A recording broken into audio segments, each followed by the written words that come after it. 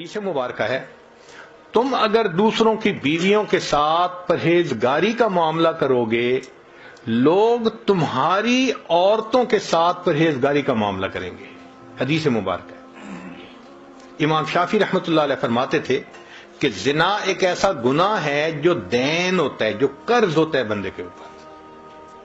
چنانچہ اگر کسی نوجوان نے گناہ کیا تو یہ نہیں کہ گناہ کر لیا، اب اس گناہ کو چکانا ہے اس کے گھر کی کسی عورت نے، یا بیوی چکائے گی، یا بہن چکائے گی، یا بیٹی چکائے گی۔ علماء نے لکھا ہے کہ اس بندے کی گھر کی عورت کے ساتھ ضرور زنا کیا جائے گا، اور نہیں تو گھر کی دیواروں سے زنا کیا جائے گا۔ ہم کیا سمجھتے ہیں کہ ہم ہی دوسروں کی شکلیں دیکھ رہے ہوتے ہیں، ہمارے گھر کی عورتوں کی طرف دوسروں کی نظریں نہیں اٹھ سکتی؟ یہ اللہ کا بنا ہوا ایک نظام ہے۔ اب اگر یہ مکافات عمل کا یقین دل میں ہو تو پھر بندہ اللہ سے ڈرے گا۔ یہ یقین کمزور ہو گیا، احساس نہیں ہوتا کہ اس ایکشن کا ریئیکشن ہو کے رہنا ہے۔ دیکھیں اللہ تعالیٰ وہ ذات ہے، قرآن مجید میں فرمایا فَمَن يَعْمَلْ مِثْقَالَ ذَرَّةٍ خَيْرًا يَرَى، ذرہ کے برابر بھی نیکی کا عمل ہوگا اس کا بھی بدلہ دیں گے، ذرہ کے برابر گناہ کا کام ہوگا اس کا بھی ہم بدلہ دے کے رہیں گے۔ تو جہاں ایکوریسی لیول اتنا ہے کہ ذرہ جیسی نیکی بھی آنکھوں سے اوجھل نہیں ہو سکتی، ہم گناہ کر کے کیسے اس کے وبال سے بچ سکتے ہیں؟ آج اس بات کی ضرورت ہے ہم دین کو پڑھیں، دین کو سمجھیں، دین کو سیکھیں، تاکہ اپنی زندگی شریعت کے مطابق گزار سکیں۔ اور یہ ایسا گناہ ہے زنا، اللہ اکبر، کہ قرآن مجید میں اس کے لیے فرمایا خالدین وَيَخْلُدُ فِيهِ مُهَانًا، خالدین فیہا کا لفظ آیا تو مفسرین نے اس پر نقطہ لکھا کہ کافر ہمیشہ ہمیشہ جہنم میں رہیں گے، مومن مسلمان خطا کار کے لیے خالدین کا لفظ؟ تو مفسرین نے اس کا جواب دیا جی ہاں، یہ آپس میں انوالو تھے نا، تو کہتے تھے ہم کبھی ایک دوسرے کو نہیں چھوڑیں گے، ہم کبھی نہیں چھوڑیں گے ایک دوسرے کو۔ یہ جو وعدے کرتے تھے ہم کبھی ایک دوسرے کو نہیں چھوڑیں گے، ہمیشہ ساتھ رہیں گے، اللہ فرماتے ہیں میں بھی تمہیں پھر ہمیشہ ہمیشہ کا عذاب دوں گا۔ ایک حدیث پاک میں ہے قیامت کے دن اللہ تعالیٰ کے سامنے بوڑھا زانی آئے گا، اللہ تعالیٰ اس کے چہرے کی طرف نہیں دیکھیں گے۔ ایک روایت میں ہے قیامت کے دن بے پردہ جو ننگے سر پھرنے والی عورت ہوگی وہ اللہ کے سامنے کھڑی کی جائے گی، اللہ تعالیٰ اس کی طرف نہیں دیکھیں گے۔ یہ وہ گناہ ہے کہ اللہ تعالیٰ کی رحمت کی نظر ہی قیامت کے دن نہیں پڑے گی۔ آج اس سے بچنے کی ضرورت ہے۔ چنانچہ بات لمبی ہو گئی، میں اس کو مکمل کرتا ہوں کہ اللہ رب العزت سے ہم دعا مانگیں کہ اللہ تعالیٰ ہمیں مقصد زندگی کو سمجھنے کی توفیق عطا فرمائے۔ اب ساری بات کا لب لباب ایک بزرگ کی بات بہت اچھی یاد کیجئے، فرماتے تھے کہ اے دوست تو اللہ کی اتنی عبادت کر جتنا کہ تو اس کا محتاج ہے۔ ہم اللہ کے کتنے محتاج ہیں؟ ہر کام میں محتاج ہیں۔ تو فرماتے تھے کہ تم اللہ کی اتنی عبادت کرو کہ جتنا تم اس کے محتاج ہو، اور دوسری بات کہی اتنا گناہ کرو جتنا عذاب سہنے کی تم میں طاقت ہے۔ ہم تو دھوپ کی گرمی برداشت نہیں کر سکتے، اللہ تیرے جہنم کی گرمی کہاں برداشت کر سکے۔ تو گناہ کی سزا 3 طریقے سے ملتی ہے۔ پہلا طریقہ اس کو نکیر کہتے ہیں، جہاں گناہ کیا کوئی نہ کوئی مسئلہ بن گیا۔ چنانچہ کتنے دوست آ کے خود بتاتے ہیں، کہتے ہیں حضرت ہم اس فیز میں سے خود گزرے، جہاں کہیں کوئی ہم نے الٹا کام کیا 24 گھنٹے کے اندر ہمیں کوئی خبر مل جاتی، ہمارا بھی کام الٹا ہو جاتا. اس کو نکیر کہتے ہیں. فضیل بن عیاض رحمۃ اللہ علیہ فرماتے ہیں کہ میں نے جب بھی اللہ تعالیٰ کی نافرمانی کی، میں نے جب بھی اللہ تعالیٰ کی نافرمانی کی، میں نے اس نافرمانی کا اثر اپنی بیوی میں، اپنی اولاد میں، اپنے خادموں میں یا اپنے سواری کے جانور میں کہیں نہ کہیں ضرور دیکھا. میں نے اللہ کی نافرمانی کی، میرے جتنے ماتحت تھے اس میں سے کسی نہ کسی نے میری نافرمانی کی. تو ہم غور کریں، اگر آج بیوی ہماری بات نہیں سنتی تو کہیں اللہ تعالیٰ کی نافرمانی کا یہ نقد سزا تو نہیں ہے؟ آج اولاد جو نافرمان بن گئی، کہیں اللہ تعالیٰ کی نافرمانی کی نقد سزا تو نہیں ہے؟ کام کرنے والے کاروبار میں جو دھوکے دے جاتے ہیں، کہیں یہ نقد سزا تو نہیں ہے؟ تو اس کو نکیر کہتے ہیں کہ گناہ کیا اور اس گناہ کی فوراً سزا ملی. غلطی کی، تھپڑ لگ گیا تو پھر سنبھل گیا کہ اچھا اب نہیں کرنا. یہ اللہ تعالیٰ کی رحمت ہوتی ہے. غلطی پر جب ماں تھپڑ لگا دیتی ہے نا تو ماں کی شفقت ہوتی ہے، سمجھانا ہوتا ہے خبردار آئندہ نہ کرنا. تو جب اس طرح ہو نا نکیر والا معاملہ، تو اس کا مطلب کہ اللہ تعالیٰ اس بندے کو الٹا کام نہیں کرنا دینا چاہتے، اس کو سیدھا رکھنا چاہتے ہیں. تو اللہ تعالیٰ کی نظر عنایت ہوتی ہے. تو ایسا کوئی واقعہ پیش آ کے تو پھر اس بندے کو اللہ تعالیٰ اپنی طرف متوجہ کر لیتے ہیں. یہ جو اس قسم کی مشکلات آتی ہیں نا، یہ کئی مرتبہ اس لیے آتی ہیں کہ بندے کی آنکھیں کھل جائیں. ایک اصول یاد رکھیں، خوشیاں سلاتی ہیں اور غم جگاتے ہیں. خوشیاں سلاتی ہیں اور غم جگاتے ہیں. جب غم آتے ہیں نا تو پھر بندے کو خدا یاد آتا ہے.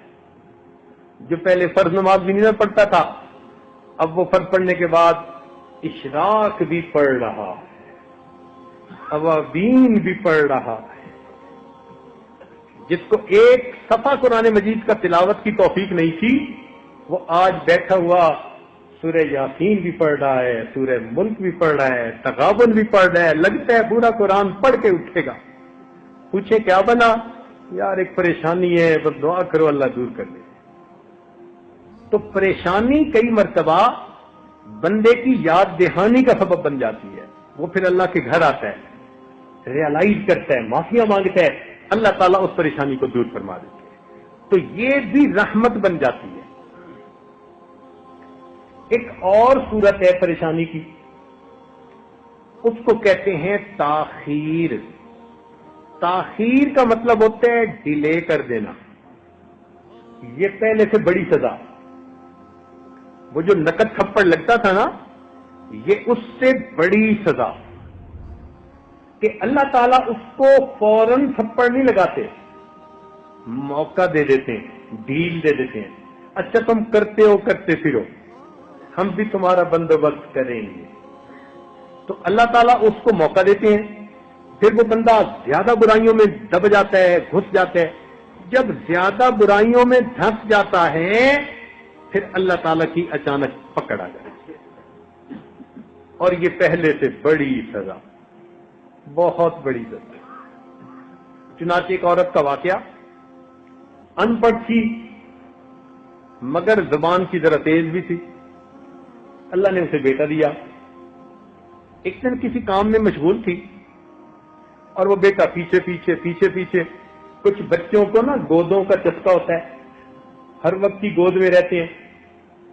یہ چاہتی تھی میں کام سمیٹوں اور بچہ چاہتا تھا کہ مجھے یہ گود میں لے لے. تو اس نے اس کو دکھایا، فیڈر بنا کے دیا اور اس کو کہا کہ خبردار جو اب اٹھ کے میرے پیچھے آیا. فیڈر دودھ پی اور یہیں لیٹا ہے. وہ بچہ تھا، اس نے تھوڑی دیر دودھ پیا، جب بھوک ختم ہو گئی وہ اٹھا، پھر ماں کے پیچھے امی امی امی۔ اب یہ غصے میں آ گئی، اور جب غصے میں بندہ آ جاتا ہے نا، اس کو سمجھ نہیں آتی کہ وہ کر کے آ رہا ہے۔ غصے میں آ کے کہنے لگی، پھر اٹھ کے میرے پیچھے آ گیا، اور پھر اس کے بعد اس کو بد دعا دے دی۔ بد دعا کیا دی؟ کہنے لگی تو تو سویا سو ہی جاتا تو اچھا تھا، تو تو سویا سو ہی جاتا تو اچھا تھا۔ اللہ تعالیٰ نے بد دعا قبول کر لی، مگر بچے کو اس وقت موت نہیں آئی۔ وہ بچہ بڑا ہوا، بڑا خوبصورت، بڑی میگنیٹک پرسنالٹی اس کی، بڑا آئی کیو لیول اچھا اس کا، سکول میں فرسٹ آتا رہا، کالج میں فرسٹ آتا رہا، پھر بزنس مین بن گیا۔ اس کا بزنس ایسے چمکا، اور وہ اتنے اچھے اخلاق والا بچہ کہ محلے کے لوگ جب اسے دیکھتے تو تمنا کرتے کہ اللہ ہماری اولاد کو بھی ایسا بنا دے۔ گھر میں مائیں اپنے بچوں کو مثال دیتی کہ بچوں تم بھی اس جیسا بننا۔ بڑا بوم کرنے لگا اس کا بزنس۔ خیر جب خوب بہاریں آ گئیں، اب ماں نے اس کی شادی کے لیے تیاری کی۔ ایک حور پری لڑکی ڈھونڈی اس نے کہیں سے، شادی کی ڈیٹ طے ہو گئی۔ جب شادی میں 3 دن تھے تو یہ نوجوان گھر کا کچھ کام کروا رہا تھا، اچانک جو کسی جگہ سے اس کا پاؤں پھسلا، یہ گردن کے بل گرا اور وہیں اس کی موت آ گئی۔ اب ماں اتنا روئی کہ میرے اتنے جوان بیٹے کو موت آئی کہ ذہنی توازن کھو بیٹھی، پاگل بن کے چلتی تھی گلیوں میں۔ چھوٹے ہوتے ہوئے ہم اسے دیکھا کرتے تھے تو ہمیں ہمارے بڑوں نے یہ بات بتائی کہ بعد میں محلے میں کوئی بڑا نیک بندہ تھا، اس کو ایک خواب کے ذریعے سے بتایا گیا کہ یہ جو اس عورت کے ساتھ معاملہ ہوا، یہ اسی کی بد دعا کو ہم نے قبول کیا تھا۔ اس نے بچپن میں بد دعا کی تھی، ہم نے بد دعا تو قبول کر لی مگر پھل کو پکنے دیا۔ جب پھل پک کے تیار ہو گیا، اب ہم نے پھل کو کاٹا، تجھے پتا چلے تو نے کس نعمت کی ناقدری کی تھی۔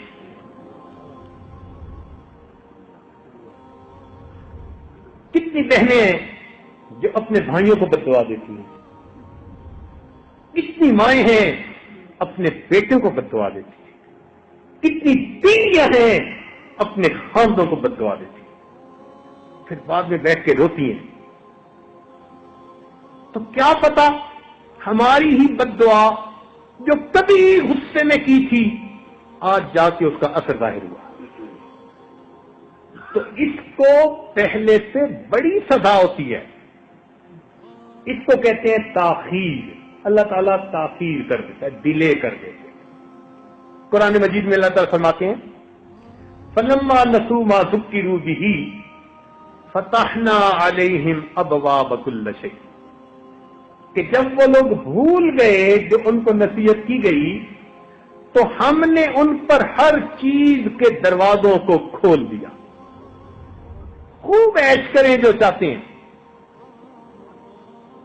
حتیٰ اذا فرحوا بما اوتوا، حتیٰ کہ جب وہ بڑے خوش ہو گئے جو ان کو ملا تھا اور خوب موج میلہ کرنے لگے، اللہ تعالیٰ فرماتے ہیں اخذناہم بغتۃ، ہم نے اچانک ان کو اپنی پکڑ میں لے لیا۔ یہ بہت خطرناک سزا ہوتی ہے۔ اس لیے میرے دوستو، جب انسان گناہوں بھری زندگی گزار رہا ہو اور اللہ تعالیٰ کی نعمتوں کی بارش بھی اپنے اوپر دیکھ رہا ہو، تو یہ بڑا ڈرنے کا مقام ہوتا ہے، یہ بڑا ڈرنے کا مقام ہوتا ہے۔ او اللہ، میں گناہوں پہ گناہ کر رہا ہوں، آپ نعمتیں بھیج رہے ہیں، کہیں مجھ کو پھنسایا تو نہیں جا رہا، ٹریپ میں تو نہیں لا رہے۔ اس کو تاخیر کہتے ہیں۔ اور ایک اس سے بھی بڑی سزا، اس کو کہتے ہیں اللہ رب العزت کی خفیہ تدبیر۔ اللہ تعالی کی خفیہ تدبیر، کہ اللہ تعالیٰ ایسی طرح سے بندے کو سزا دیتے ہیں کہ بندے کو پتہ بھی نہیں چلتا کہ یہ سزا تھی، ایسی طرح سے سزا دیتے ہیں۔ مثال کے طور پر جوانی میں بدماشیاں کی اور اللہ تعالیٰ نے بڑھاپے میں بیوی کو نافرمان بنا دیا۔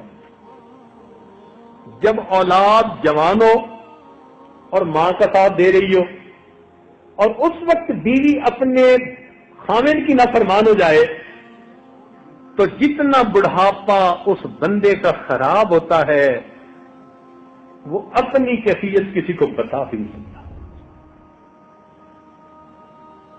تو کرتوت جوانی کے، سزا ملی بڑھاپے۔ اب دل کا دکھ کس کو کہے؟ اس کو کہتے ہیں اللہ تعالی کی خفیہ تدبیر۔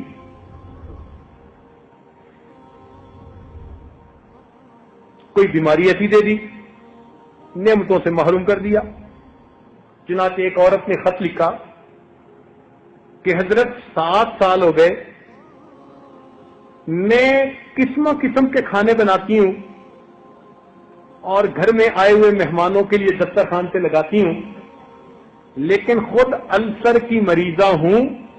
7 سال میں فقط جوسز وغیرہ پی کے گزارا کرتی ہوں، لیکوڈ چیزیں، روٹی کا ایک لقمہ بھی میرے منہ میں نہیں گیا، میں روٹی کو ترستی ہوں۔ اب 7 سال سے جس سے اللہ نے روٹی کی نعمت کو جو چھین لیا، اس کو احساس بھی نہیں کہ یہ میرے گناہ کی سزا تھی جو مجھے مل رہی۔